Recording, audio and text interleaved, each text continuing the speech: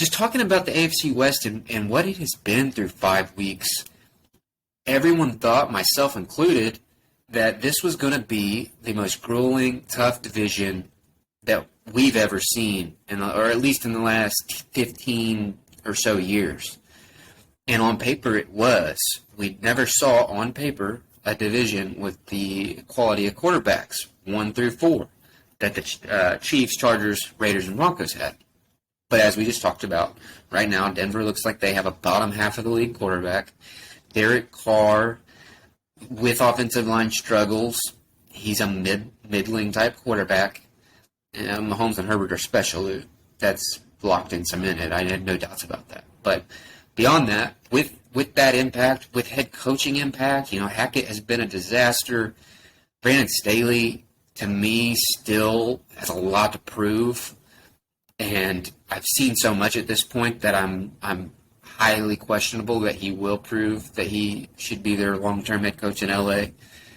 But still yet, this went from a division that people thought every team's going to be above 500. 3 teams are going to make the playoffs. And right now, it does not look like that's even remotely the case. I think 2 teams probably make it, in the Chiefs and Chargers. But we know, we discussed before, the Chargers' injuries, they've piled up, and so it's brought them down a little bit into the pack. And if you want to take the 36,000-foot view of it, the whole AFC has been a letdown. We were told, we felt like, the AFC is so much stronger than the NFC.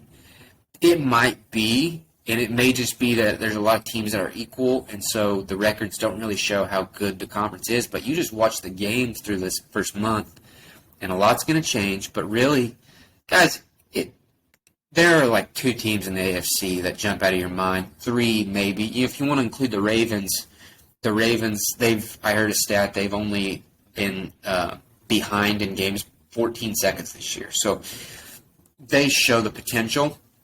But really, we're talking about the Chiefs and Bills.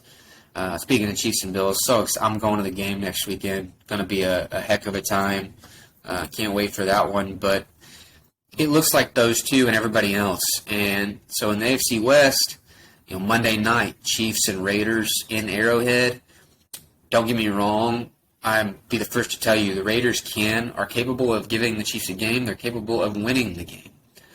But it's not something that anyone is going to probably bet on or should bet on. And, I've already told you I'm out on Denver altogether. They need to be thinking big picture. The Raiders, if they lose Monday night, as I expect, they are in big trouble as well. I mean, that would put them at 1-4.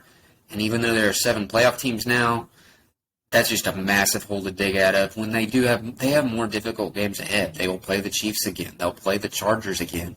That's before talking about, they got some NFC West games, and it's just not going to be easy for them. You get to 1-4, they're probably realistically out too.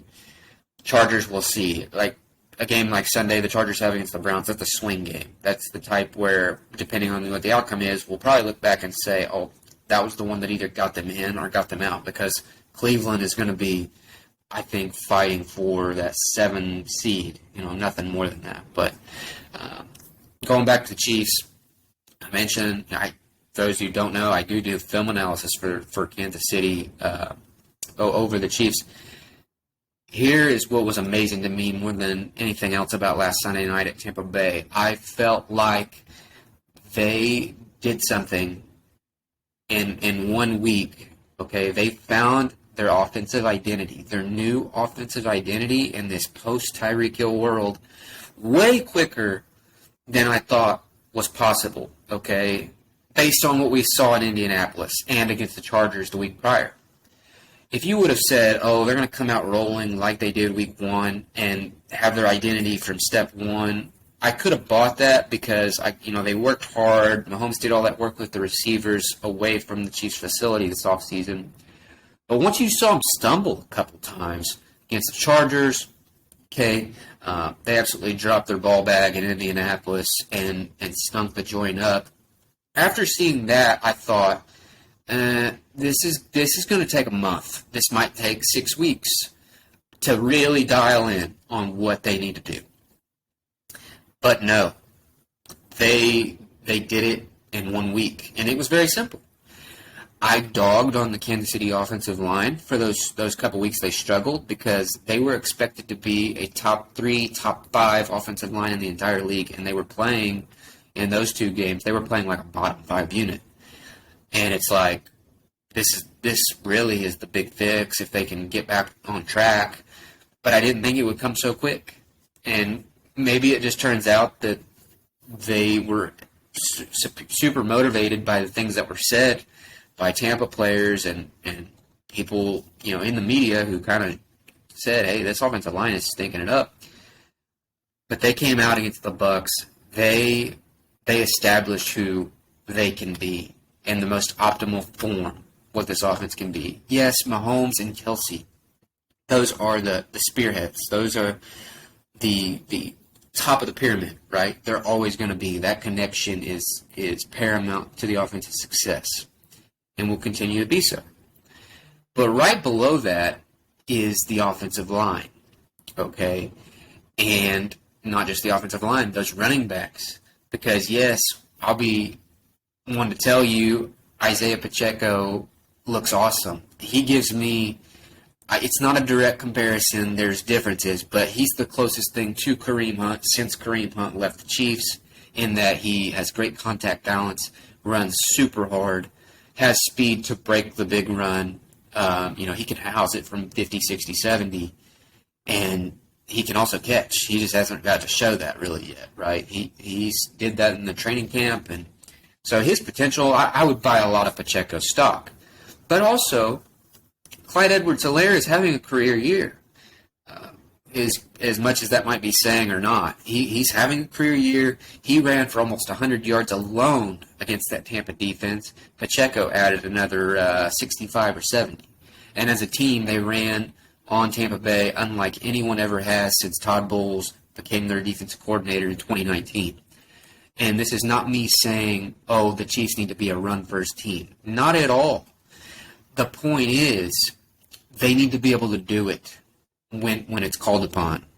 When the defense across from them is playing very soft, shell, zone coverages, like they saw so much last year, they need to be able to absolutely punish that and punch them in the freaking mouth 5, 6, 8, 10-yard chunks, and then occasionally you do break one for 20 plus. And if you can do that against Tampa Bay and their defensive front, you can do that against any team. No excuses. Will it be 190 yards rushing every week? No, it won't be. But when the time is called for it, and it's Buffalo, because the Bills ever since 2020, they've always played the Chiefs the same. They play deep, soft coverage. Will they change that without Tyreek? Maybe. And if the Chiefs run the ball against the Raiders, like they did against the Bucs, they may definitely change it, because that's 2 weeks in a row before their matchup next week at Buffalo and Kansas City. But odds are they're going to play it that way. A lot of the good teams they face, well-coached defenses, are going to play it that way, because they're going to say, we're going to bet on us to be able to take away Mahomes' receivers, and we're going to put it in your court, Andy. We're going to put it in your court, Patrick.